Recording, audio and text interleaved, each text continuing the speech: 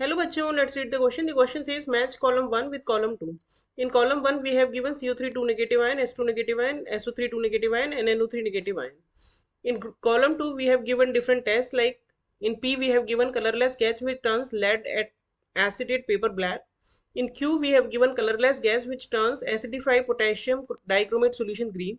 In R we have given brown fumes which turns acidified Ki solution containing starch blue. In S, we have given colorless gas evolved with brisk effervescence, which turns lime water milky. Choose the correct answer from the options given below. Option A is matching with R, B is matching with P, C is matching with Q, D is matching with S. Option B, A is matching with Q, B is matching with P, C is matching with S, and D is matching with R. Option C, A is matching with S, B is matching with P, C is matching with R, and D is matching with Q. And option D, A is matching with S, B is matching with P, C is matching with Q, and D is matching with R. Let us check the key concept of the question. The key concept of this question is qualitative analysis of acidic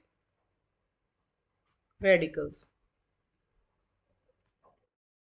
So जब हम inorganic chemistry में qualitative analysis करते हैं, that means identification of different radicals, तो acidic radicals जो होते हैं वो होते हैं एनायंस. तो एनायन की जो टेस्टिंग होती है, उनको जो आइडेंटिफिकेशन होता है, उसको हम बोलते हैं qualitative analysis of acidic radicals. Now let's check the complete solution of the question. तो इस क्वेश्चन में हमें 4 आयंस दिए हैं, जिसमें से जो 3 आयन है CO3 2 negative, S2 negative and SO3 2 negative, ये जो तीनों हैं ये हमारे ग्रुप 1 में आते हैं. जो एनायंस होते हैं उनको अलग अलग ग्रुप में डिवाइड किया गया है और उनका रिएजेंट जो है वो अलग अलग होता है. तो ग्रुप 1 में ये आते हैं और उनके लिए रिएजेंट होता है डाइल्यूट HCl, यानी कि उनके आइडेंटिफिकेशन के लिए पहले हमें उन्हें डाइल्यूट HCl से रिएक्ट कराना होता है. और जो NO3 नेगेटिव है वो एक अलग ग्रुप में आता है, इसका ग्रुप 2 होता है. और ग्रुप 2 के लिए जो हम रिएजेंट यूज करते हैं वो होता है कॉन्सेंट्रेटेड H2SO4.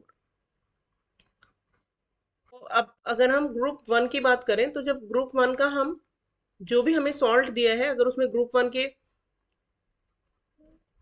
आयंस प्रेजेंट हैं, तो डाइल्यूट HCl के साथ जब हम उन्हें ट्रीट कराएंगे, हीट कराएंगे, तो कोई ना कोई इवेल्यूशन ऑफ गैस वगैरह होगा. अगर कोई गैस इवेल्युएट हो रही है और वो गैस कलरलेस ऑर्डरलेस गैस है, तो हम कह सकते हैं कि it may be carbon dioxide gas. और उसकी कंफर्मेशन के लिए हमें कुछ टेस्ट करना होता है. तो the gas present here may be CO2. तो उसकी कंफर्मेशन के लिए हम उस गैस को पास करते हैं through lime water. Lime water is calcium hydroxide. तो लाइम वाटर के साथ जब कार्बन डाइऑक्साइड गैस प्रेजेंट होती है, वो रिएक्ट करती है, तो वो CaCO3 बनाती है, जिससे कि जो लाइम वाटर है वो मिल्की हो जाता है. तो this is the confirmation test for CO2 gas. तो ये जो टेस्ट है, इससे हमारा जो कंफर्म होता है वो होता है CO3 2 नेगेटिव आयन. अगर जो सॉल्ट है उसमें ये आयन प्रेजेंट है, तो ये वाला कंफर्मेटरी टेस्ट होगा. तो इसके बेसिस पे हम कह सकते हैं A is matching with S. Next, अगर कोई गैस इवॉल्व होती है और वो कलरलेस है,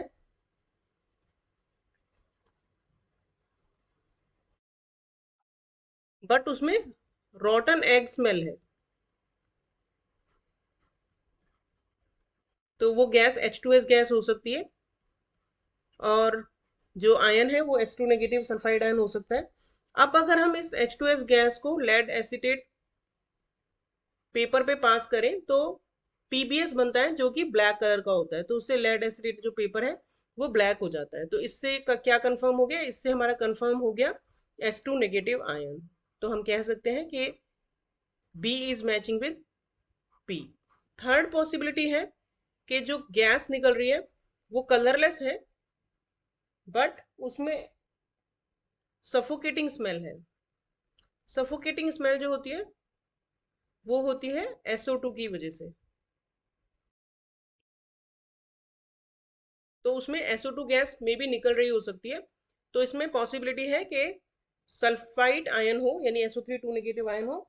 तो उसको कंफर्मेशन के लिए हमें इस गैस को पास करना पड़ता है K2Cr27 या फिर पोटेशियम डाइक्रोमेट में से. तो बनता है हमारे पास Cr2SO4 होल थ्राइस, जो कि ग्रीन कलर का होता है. तो that means if we are passing this gas through K2Cr27 और पोटेशियम डाइक्रोमेट, अगर ग्रीन कलर बनता है तो उससे क्या कंफर्म हो गया, उससे कंफर्म हो गया कि SO3 2 नेगेटिव आयंस प्रेजेंट है। तो सी हमारा मैच हो गया क्यू के साथ।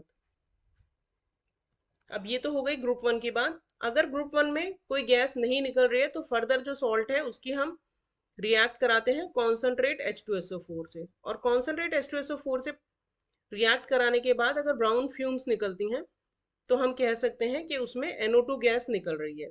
तो उसके कंफर्मेशन के लिए हम क्या करेंगे, कंफर्मेशन के लिए हम उस NO2 गैस को Ki के थ्रू Ki से रिएक्ट कराएंगे। Ki से रिएक्ट कराने से क्या होता है कि आयोडीन बना लेते हैं। तो I2 जब स्टार्च के साथ रिएक्ट करता है तो स्टार्च आयोडीन का एक कॉम्प्लेक्स बनता है जो कि ब्लू कलर का होता है। तो this reaction is confirming the presence of nitrate ion यानी NO3 नेगेटिव आयन। तो हम कह सकते हैं कि हमारा जो डी है वो मैच कर रहा है आर के साथ।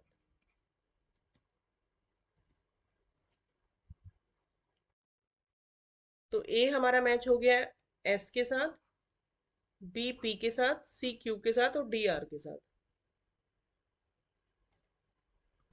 तो हमारा करेक्ट आंसर हो गया option D. Hope you understood the solution well, thank you.